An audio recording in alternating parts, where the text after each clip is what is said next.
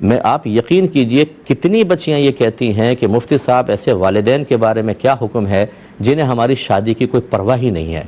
نہ رشتے دیکھنے جاتی ہیں ہماری والدہ، نہ کسی سے کہتی ہیں، حالانکہ سب گھر میں موجود ہے، ہم تمام بہنیں اوور ایج ہوتی چلی جا رہی ہیں لیکن ہمارے نکاح کی کوئی بات نہیں ہوتی گھر کے اندر۔ اب آپ دیکھیں ایسی صورتحال میں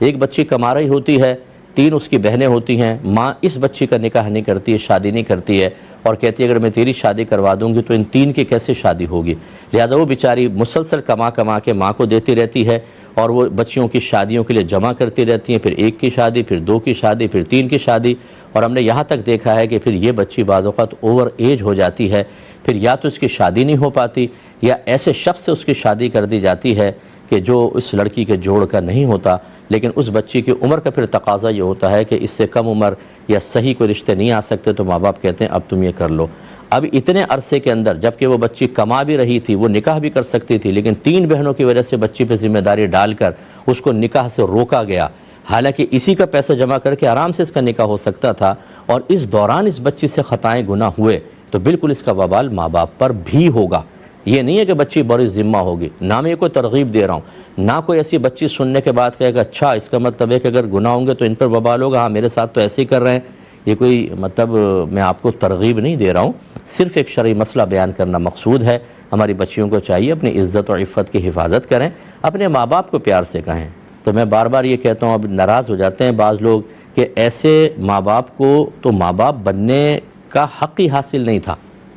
ان کی شادی نہیں ہونی چاہیے تھی، ان کو پہلے دین سیکھنا چاہیے تھا، ان کو بچوں کے حقوق سمجھنے چاہیے تھے، پہلے اپنی تربیت کو کامل کرنی چاہیے تھی تاکہ پھر وہ کسی کی زندگی کو عذاب نہ بناتے۔ نا تجربہ کار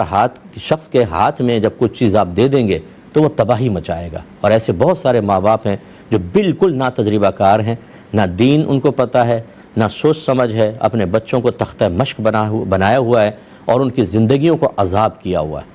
لیکن میرے کوئی بھی بچہ ہے سن کر، یہ میں ایک عالم دین ہوں، میں یہ کمنٹس پاس کر سکتا ہوں، مجھے شریعت نے حق دیا ہے، لیکن آپ کو یہ حق حاصل نہیں کہ اپنے ماں باپ کی آنکھوں میں آنکھیں ڈال کر یہی الفاظ ان کے سامنے دہرائیں کہ جی مفتی صاحب نے صحیح کہا، آپ تو ایسے ہیں۔ آپ کے لیے شرعی حکم یہ ہے کہ فلا تقل لہما اف ولا تنہرہما وقل لہما قولا کریما، اپنے ماں باپ کے سامنے اف بھی مت کہو، انہیں ڈانٹو مت، ان سے نرمی سے گفتگو کرو۔ ٹھیک ہے ان بیچاروں کی بھی تربیت نہیں ہوئی، لیکن میں یہ سمجھانا اس لیے چاہتا ہوں جو ینگ جنریشن ہے، جو آپ اپنے پیچھے سے دیکھ رہے ہیں یا اطراف میں دیکھ رہے ہیں کہ کسی کی تربیت نہیں تھی تو پورے خاندان کی زندگی عذاب بن گئی، آپ اس کو چینج کیوں نہیں کرتے؟ آپ اپنی فیملی کے لیے اپنے آپ کو بدلیں، علم دین سیکھیں، ان غلطیوں کو نوٹ کر کے لکھیں اور ارادہ کریں کہ اپنی فیملی میں یہ چیزیں نہیں ہونے دوں گا۔ انشاءاللہ آپ کا گھر بہت پیارا رہے گا اور اللہ برکت سے نوازے گا۔